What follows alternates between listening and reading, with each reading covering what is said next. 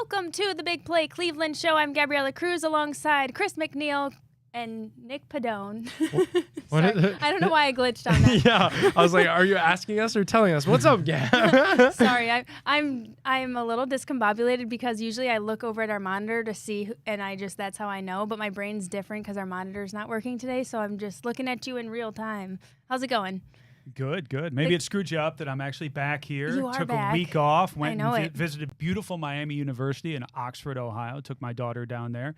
Looks like I may have a legacy because she fell in love with the campus, fell in love with the programs, and I may have a Miami Redhawk on my hands. All right. So pretty excited about Off that. Pretty to excited your about alma that. mater. That's right. Look at that. Hashtag love and honor. It was Go fun Miami. talking about that last week. Yeah. Just like, kind of like the journey of looking at schools and stuff. Candid conversations about higher education Yep. were had here in the Big Play studio.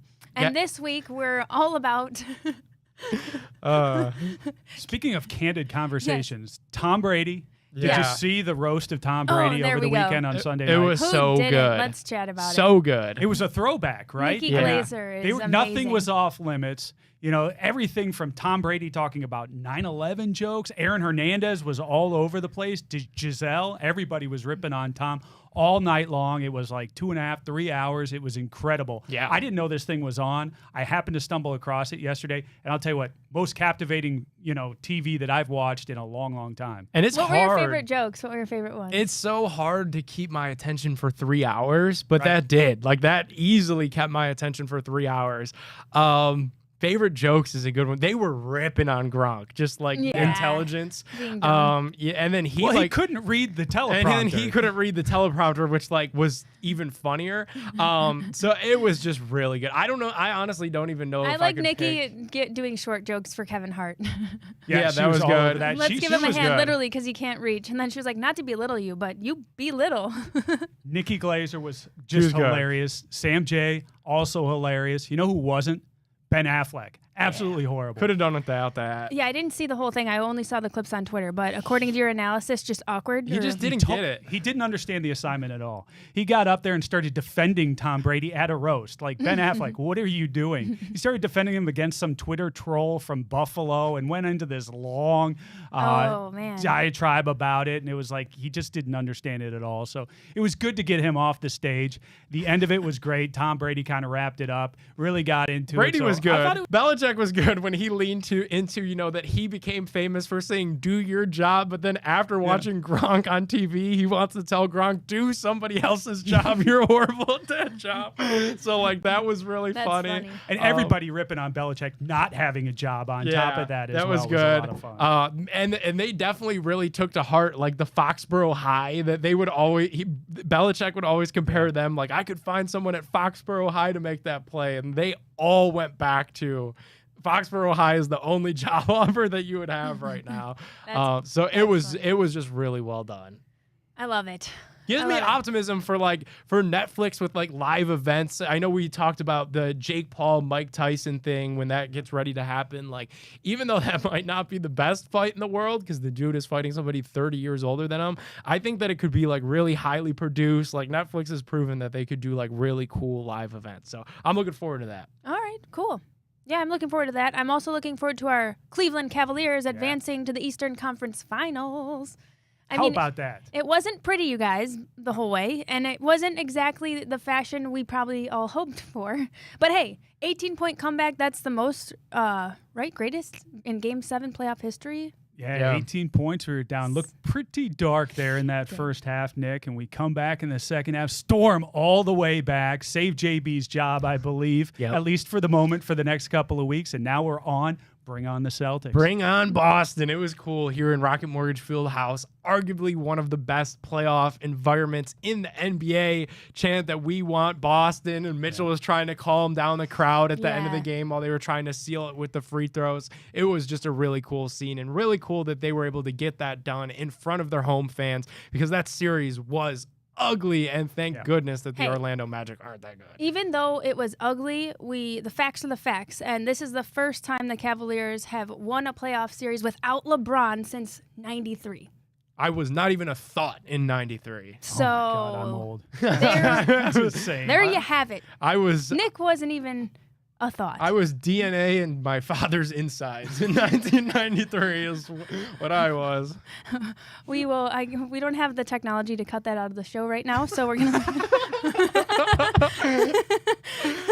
Okay. With that said, what are we expecting for the Cavs in the playoffs or in this next round?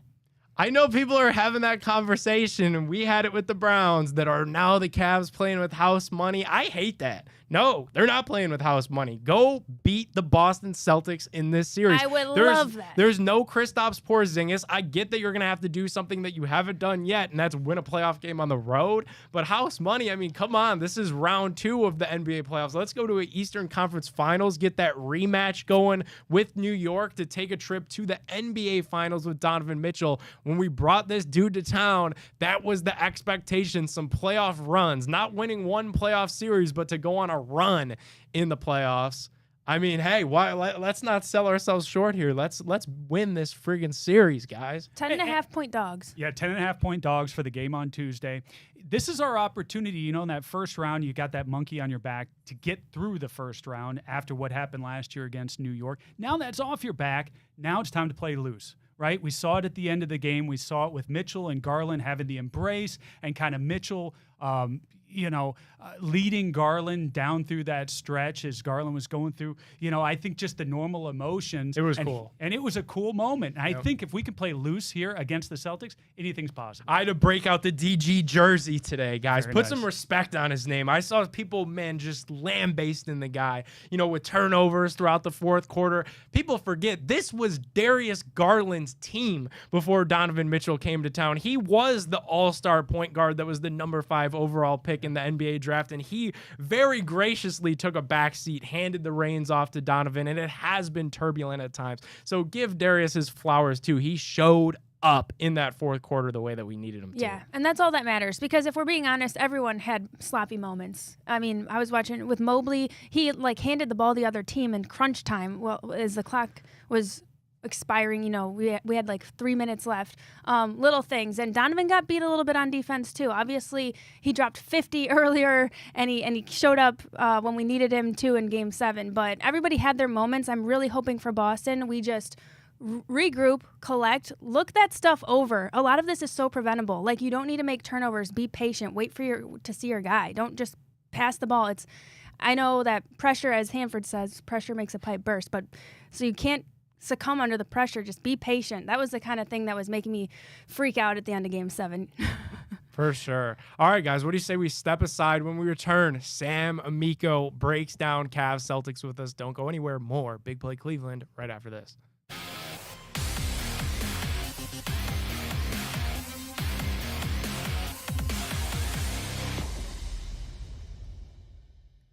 Welcome back to the Big Play Cleveland show. We're chatting all about our Cavaliers right now, and we're joined by senior NBA writer for hoopswire.com and the host of the Cavs on the Break podcast. We've got Sam Amico joining us. Thanks so much. Hey, glad to be here. Thanks for having me. Lot happier that, I'm here after they're actually moving on, as opposed to what I thought was going to be the case in the first half of Game 7. So nice to be here. Yeah, what did we learn about these Cavaliers during this Magic series? Well, you never know what you're going to get, right? I think that was probably the theme of the series. And it even, first 2 games in Cleveland, the Magic looked spooked. The Cavs were pretty dominant those first 2 games. Go to Orlando for games 3 and 4. Totally different team. Wheels come off. All of a sudden, the series is 2-2.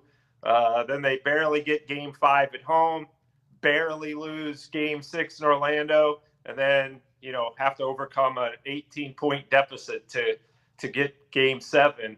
And I think the one thing we found out was, so far in the playoffs, which is kind of an extension of what they were in the regular season, at least from the All-Star break on. You never know what you're going to get. So that can work both in their favor, and as we've seen, it can work against them. But here they are, second round, playing the opponent with the best record in the NBA, in Boston. So let's talk a little bit about that Boston team. How do you think this Cavaliers squad matches up in the second round here with Boston? Yeah, obviously Boston's probably not going to have Kristaps Porzingis for the whole series, which makes them a lot smaller and really impacts them. You're talking about a guy who's 7'2", generally your small forward a lot of times. I think that obviously, and a guy who's pretty good, and he's going to score quite a bit. He's going to be a deterrent defensively when you're going around the rim. So the fact that he's not there obviously is beneficial to the Cavs. Now, that said, if you're the Cavs, you're really going to need Jared Allen back. That seems kind of iffy. I've heard that he could potentially play in game 1.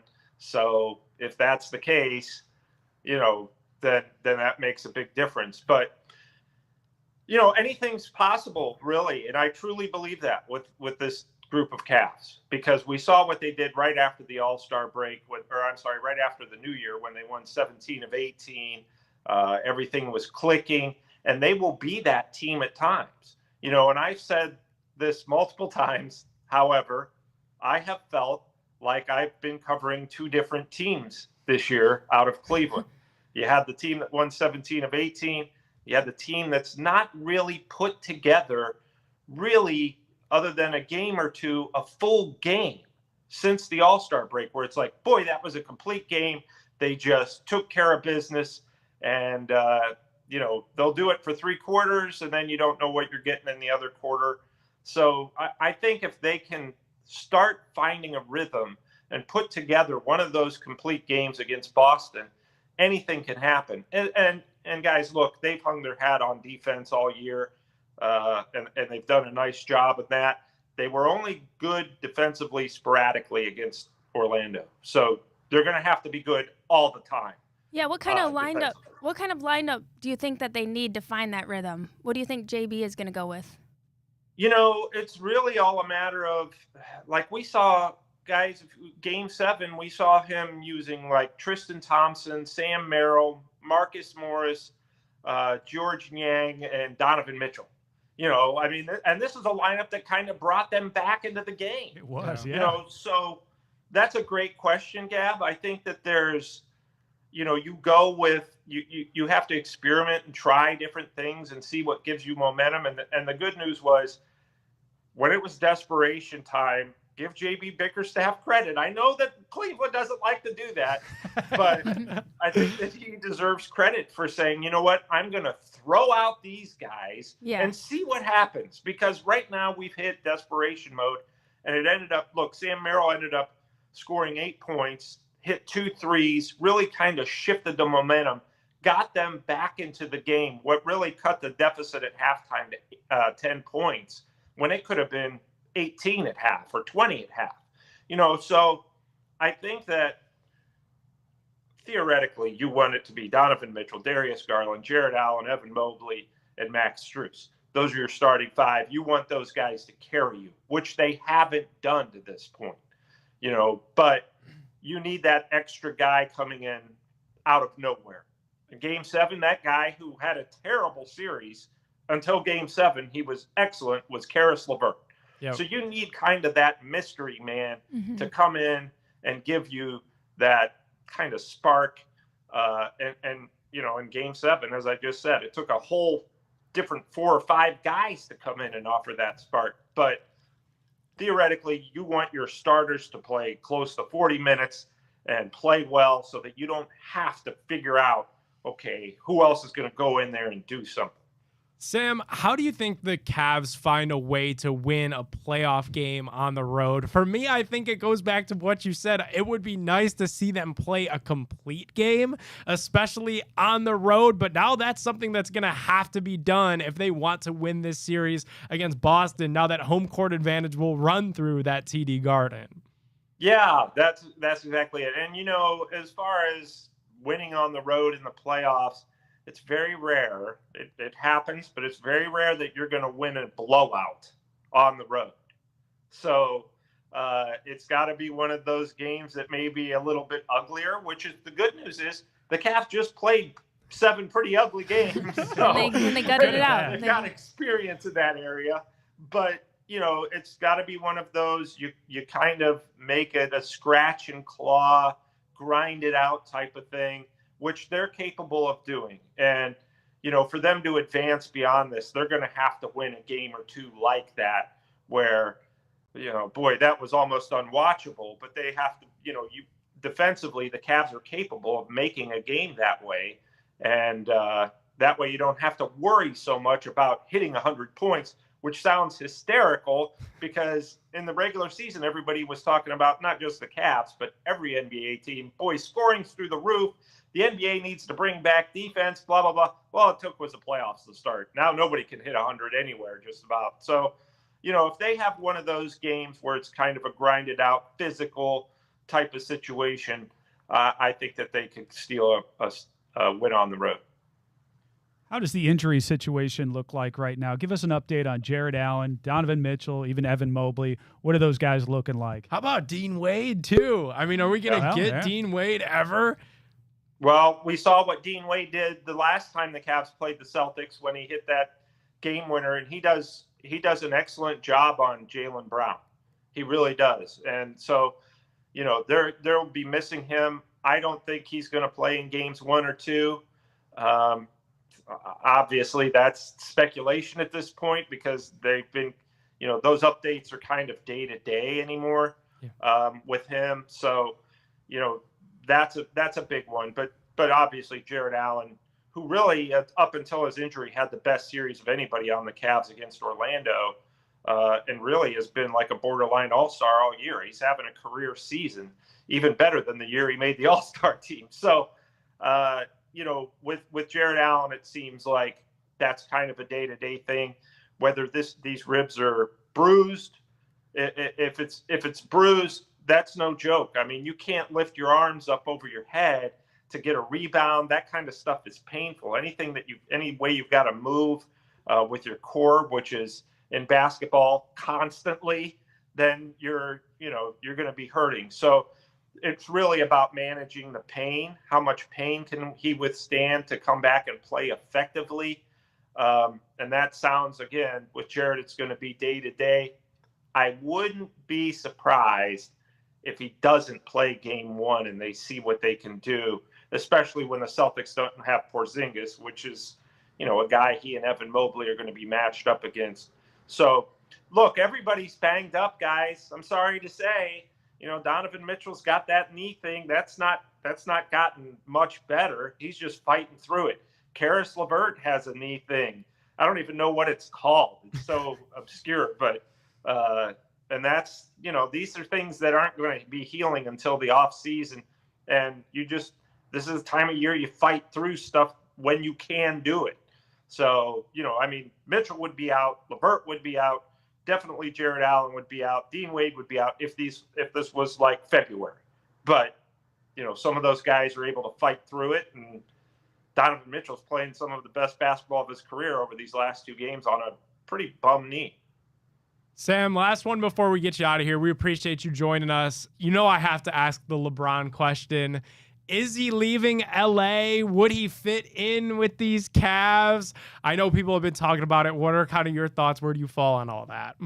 Trade for him tomorrow. No, I think that, I don't think he's leaving Los Angeles. I think he will opt out of his contract, go back. Frankly, guys, I think he's opting out and getting a new deal to put a no trade clause in there. I think that's really the purpose because he's at the age now. The Lakers discussed a LeBron trade at the trade deadline. They didn't go for it, but they started. Normally, that's something like, are you kidding me? Don't even ask about LeBron. Now it's like, well, what would you give us? How would this help our future? So I think that's part of what he's doing. I do think that there's a situation that involves Bronny. He does really want to play with Bronny. I don't think, he's kind of backed off that lately, but I think that he really wants to play with Bronny. And I think somebody's going to draft Bronny because, and Bronny's clearly not ready for the NBA. But listen, this is a business. If you draft Bronny and you think it's going to bring LeBron, guys, think of how much money that makes your franchise. Yep. You know, you're not so concerned with wins or losses. We'll come back to wins and losses. Right now, let's just make a load of money, and that's why you would draft Bronny and hope that LeBron would sign with you. So I think all that's going to be put to rest.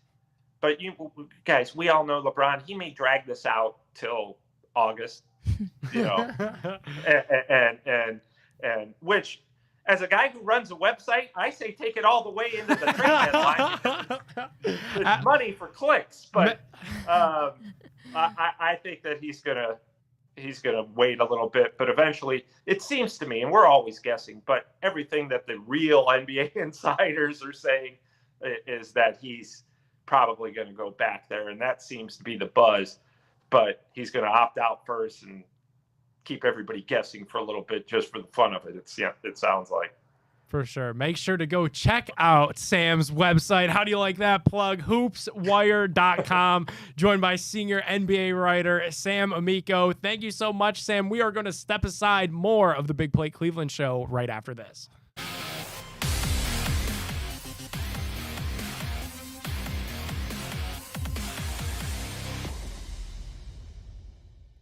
Welcome back to the Big Play Cleveland show. I'm Gabriella Cruz alongside Chris McNeil, Nick Padone, covering our Cavs, and great to have Sam Amico, friend of show, really great at his job. He gives us all the in-depth analysis, and man, really hoping we could surprise some people in Boston. And there was a little optimism there, too, out of Sam. I mean, with no Kristaps Porzingis, even with Jared Allen banged up, I agree with what he said. This time of year, everybody's banged up, and the Cavs have an opportunity. They play 7 games for a reason. Go in there, go into Boston, and get a win. You know what? The Guardians are also just a little bit banged up. I know at least Stephen Kwan is, and, you wonder about some of our pitchers. Let's take a look at our Guardians and bring in the one and only Jensen Lewis. Thank you for joining us. We are bringing the heat with Jensen. We're 34 games in, okay? So that's, a little over 20%. At what point in the season, Jensen, can we really tell a team is for real? Gab, great to be back with you guys this week. And, for me, it's probably in the next week or two. Really, the 40-45 game mark is that first time where, for me, around the league, getting an idea of what teams are good at, what teams need to improve on. And, if you're to tell me through 34 games to begin the week that Guardians would be in first place by a handful of games, I'd have said you're crazy, considering, where Minnesota was coming off of last year and knowing how improved Detroit was.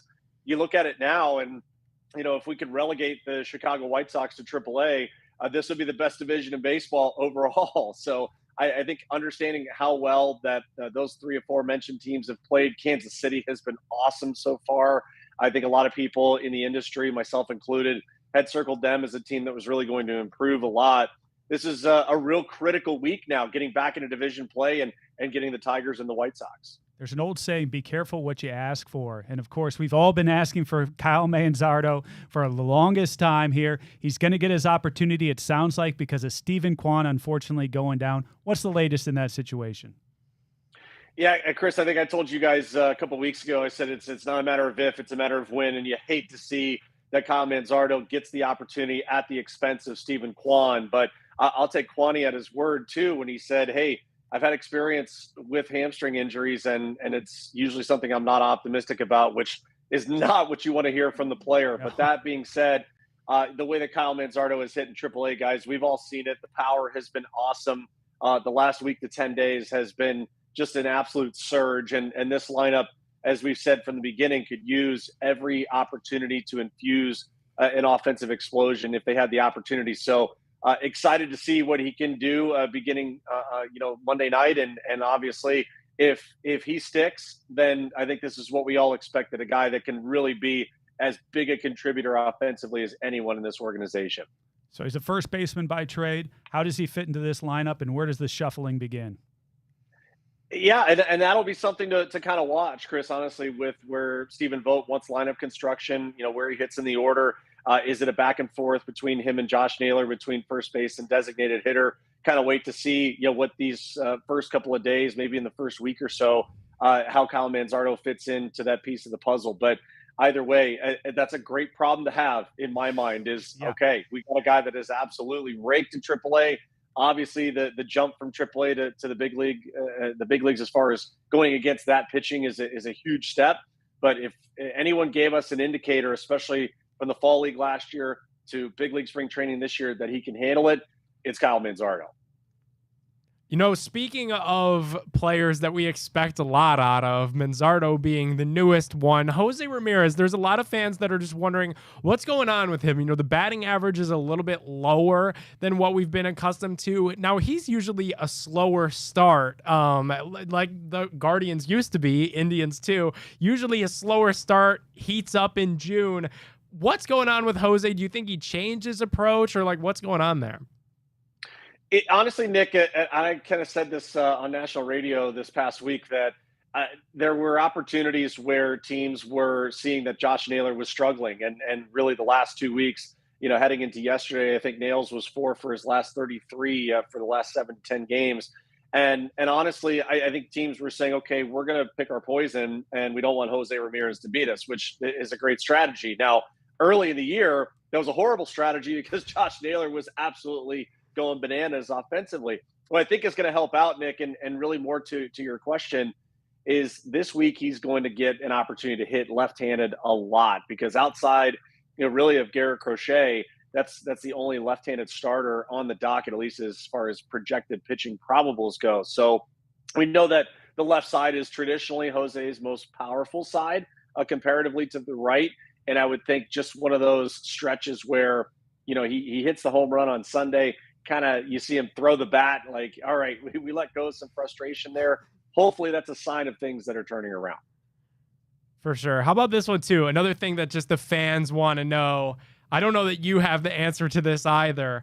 When are we getting the City Connect jerseys? We know that we're getting them, but when are they coming out? Yeah, I just saw Detroit's, on Monday, and obviously with Eminem there at the end, that's a pretty big flex, man, to have what they look like, the Motor City uniforms. Those are really cool. Honestly, Nick, I hope that they're in line with what we saw with, you know, the Mets and what they came out with. Obviously, we've seen in years past with the Kansas City Royals. I love the fountain font that they have and kind of that deep blue there. So I've heard of a thing or two as far as details go. Can't reveal that here. How many guitars are on it? No, there's Come on, not. Jensen. How many guitars? Could we just say I've seen it? There's no guitars on it. We could end that there. Put that to bed. Okay. Yes. And I'll tell you what, that hopefully, and if everything goes to plan, you know, that's the right way to go. We don't need any more of that. But I'm hoping they're in line with some of the reveals we've seen so far this year. For sure. Last one, Jensen, for you before we get you out of here. You know, the Guardians are in a mist of playing 16 consecutive days. As somebody that's done that, does that start to wear on a team? And, like, how does Stephen Vogt, as a young manager, keep these guys fresh, keep these guys bought in as we start to really go into the dog days of summer here come June?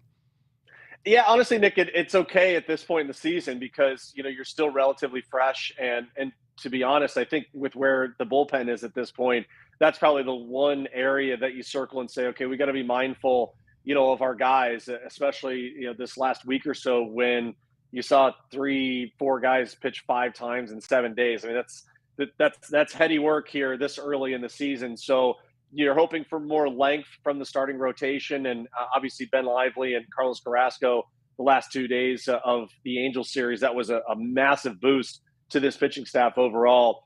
But now you kind of look at the offenses that you're coming up against. Detroit, you know, is one that they've struggled to score runs. We obviously know the issues with Chicago, having already played them at home weeks ago. And honestly, when you go down to Texas next week, and we'll talk about it probably more so next Monday, you know, you get Max Scherzer likely coming off the IL on Monday and making his start. So I think for them, they just have to continue to be consistent. You know, it's a lot easier, Nick, playing 16 games in a row when you're in first place. You can get up for that, no problem. And hopefully that's where we're at when we talk next week. Awesome. That's fair. It is a little bit easier when you got more dubs. Thanks, Jensen, for joining us and giving us all of your insight as usual. Bring in the heat. We'll see you next week. Thank you, guys. Talk soon. See you, Jensen. Bye.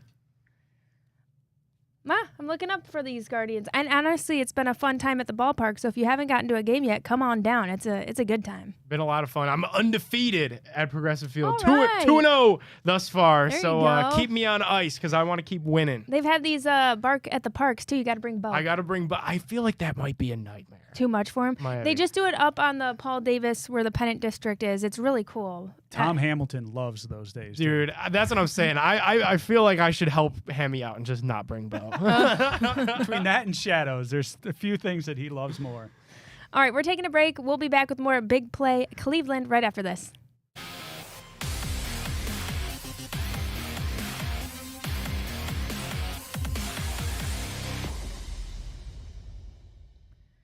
Welcome back to the Big Play Cleveland show. We are going to get our fill in the blank underway, fellas. I'm keeping my headphones on. They're just here to stay. I like it. Yeah. All right. Browns. Rumor has it the NFL may release their schedules this week. So Yep. I hope the Browns open their season against.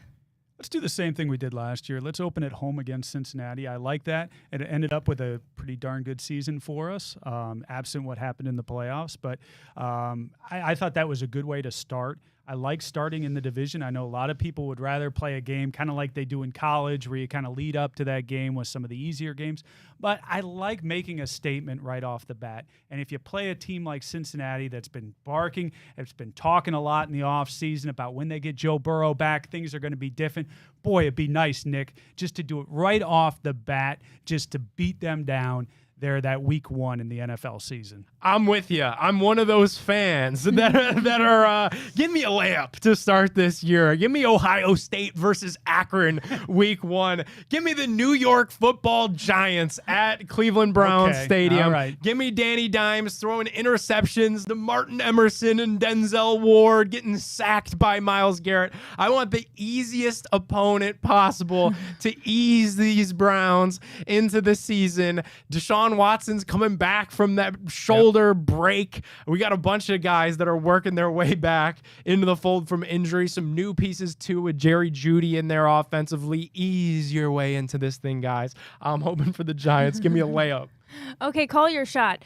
The Browns will get blank nationally televised games this year. So I was going back doing some research. It looked like we had 2 last year, if that's correct. So I think the NFL is going to grace us with 1 more for making the playoffs. So that's going to give us a total of 3, I think, on the schedule for the Cleveland Browns. And that's not that bad of a guess. The Browns haven't been on Sunday Night Football since like 2021. So they're due for a Sunday Night Football game. Also, too, there's a Black Friday game again this year. yeah. So look for the NFL to get creative in ways to place the Browns. We know also, too, Browns were not selected for that Brazil game week 1. Right. They are so overdue to go overseas. You have Jacksonville on that schedule. I look London? for them to go to London. Wembley? Have some tea and scones out there at Wembley. I think the Browns are going to London. Yep. Oh, all right. Minicamp starts this Friday. I start getting excited for the upcoming Browns season once. You gotta let the baseball season breathe, in my Yeah. opinion. I'm a little different than a lot of people in this town. We've got certainly the Cavs in the playoffs right now in the short term, and then longer term, get me through the summer with baseball. I love the Guardians. I love listening to Tom Hamilton while I'm out there doing all my chores this summer. He has babysat me, Nick, for years and years and years now, and I enjoy that. Before I get into the Browns, which just seems like there's so much more stress when it comes to the Browns, I just want them to win so badly that it becomes all hands on deck. So I wait until August for me really to lock into the Browns and what they're doing. Let the Guardians have their say. Let them have the summer, and then start with the Browns as soon as the kids are getting ready to go back to school. Yeah, rookie mini camp is cool, but these guys aren't doing anything now. You know, they're Right. they're rookies, and there's going to be 20-some players when you factor in the guys that are there on tryout. Give me to training camp. That's where things really matter. That's when the position battles come into place. You start getting looks at the depth chart and where they have guys, what guys are on the bubble, who's going to actually make this 53, what's the depth look like behind the main starters that we've come accustomed to know. That's when I start caring about the Browns. It's a talented roster. We know where the starters are up and down. So really you're just watching backups come training camp. All right. How about these Cavs? The Cavs about Celtics these series. Yes. How about them? After what we just saw in this 7 games, and we know what Boston's all about, the The Cavs-Celtics series will go blank games. I'm going to will this to 7 games. Me too. I want to will it to 7 games. Cavs in 7. You know, we just had Sam Amico on. He's got me kind of optimistic. You talked to me yesterday before the game, before we played Orlando in that finale. I was so down on this team. I was down on JB. I thought this team had shown that they didn't have heart, that they didn't have that dog in them. What I saw in that final game against Orlando gave me some hope. So I hope that dog comes out in this Boston series. It's going to be physical. We've shown that we can step up a little bit in the physicality now. And hopefully we get guys like Jared Allen back so we make it a tough run for Boston. I hope we go 7 games. That would be a lot of fun. I hate Boston. I absolutely hate everything about the city, everything about that fan base, everything about the Celtics, the Patriots, the Red Sox, everything about Boston. And I hope to hell that we can give them everything and more, Nick. I mean, how do you follow that up? Give me Cavs in 7. Beautifully said, Chris. Come on. If you can't get up for this, I don't know what you're going to get up for. The Cavs as a locker room saw Donovan Mitchell literally drag them, will them to victory like some LeBron performances of old. And if that doesn't inspire a Darius Garland, a Max Strus, and Evan Mobley to show up and bring it for this Boston series, then candidly, I don't know what will. It's a good thing the Orlando Magic weren't that good because Mitchell alone was able to carry them through that 7-game series. It's going to need to be Mitchell and a lot more to take Boston to 7. Jason Tatum, no joke. Jaylen Brown, no joke. We'll go 7. I'm with Chris. All right, I love it. Let's take a break, and we'll be back with some big play bets right after this.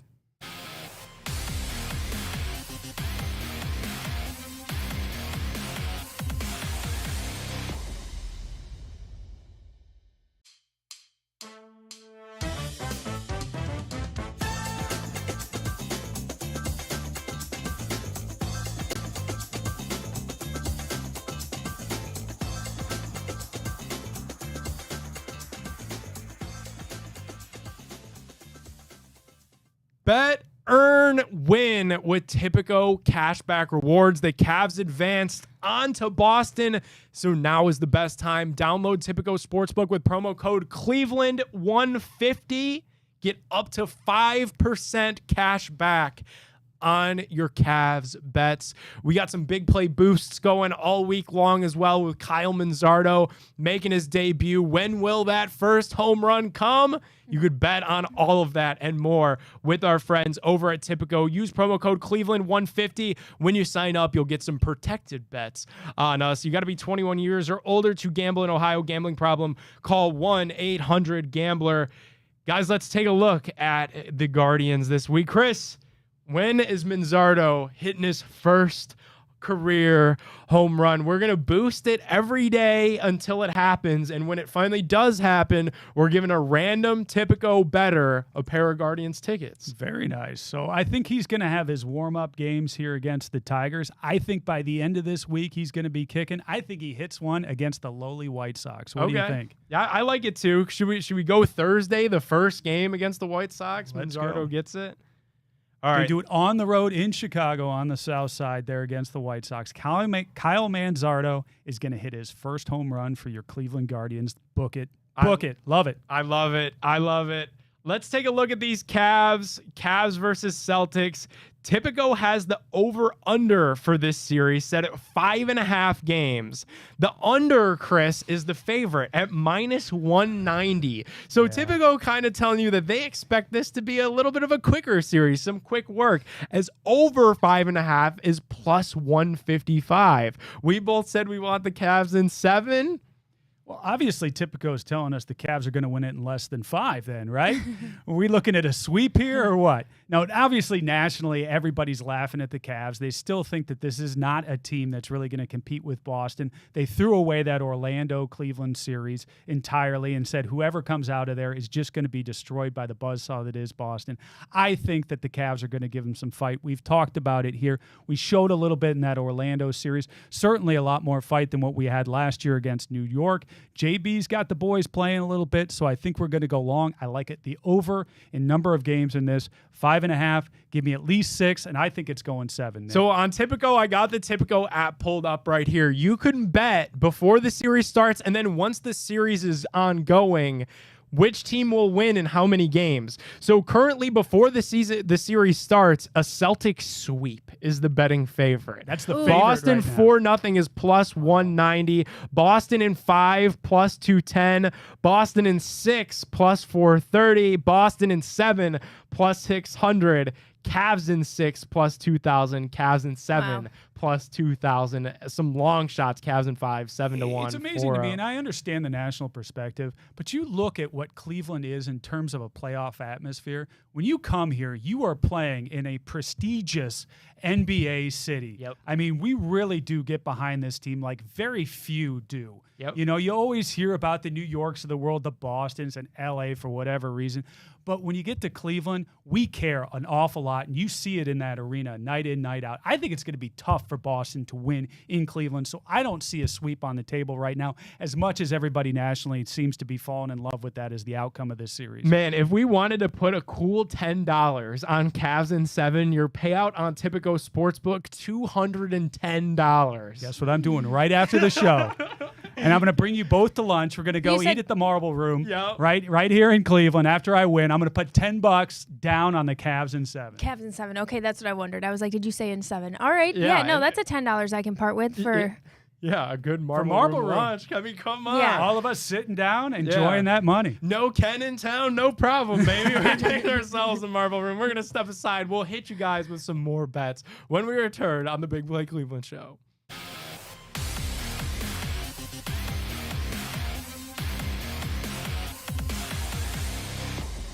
Welcome on back into the Big Play Cleveland Show. We are getting you guys some big play bets this week.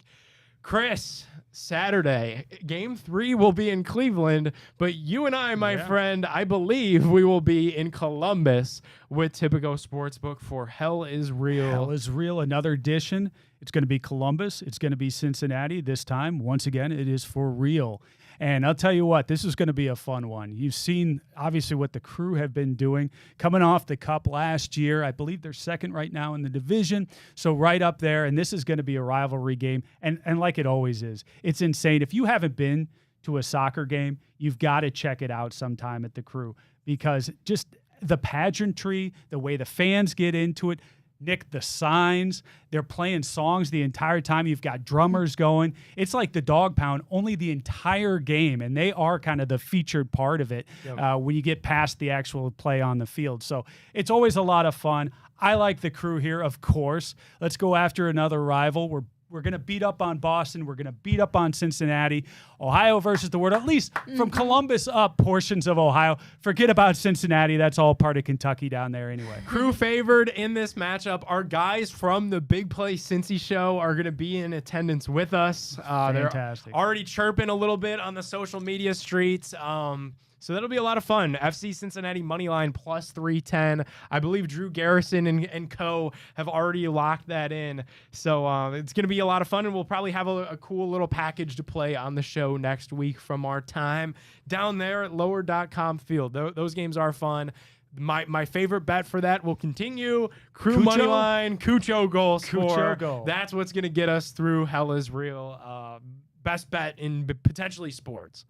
And we also got to give a shout out before we leave to Ken Miles and his horse. Oh, yeah. So, of course, over the weekend, we had the Kentucky Derby. And as the undercard for that is the Pat Day Mile. And Ken Miles, a partner of ours here on Big Play, his horse, Seize the Gray, took home the championship, took home the victory there at the Pat Day Mile. So congratulations, Ken. Congratulations, Seize the Gray. Congratulations to everybody who won on that fantastic horse. Man, we almost had Ken on the Pat McAfee show on Friday talking about Seize the Gray. Bobby Carpenter was working with us behind the scenes, so eventually you might see Ken on some bigger screens than this on the old Valley Sports Network. He's blowing up in the horse ownership world. Thank you guys so much for tuning in to the Big Play Cleveland Show. Make sure to bet along with us all week on Tipico, and we'll see you guys next week.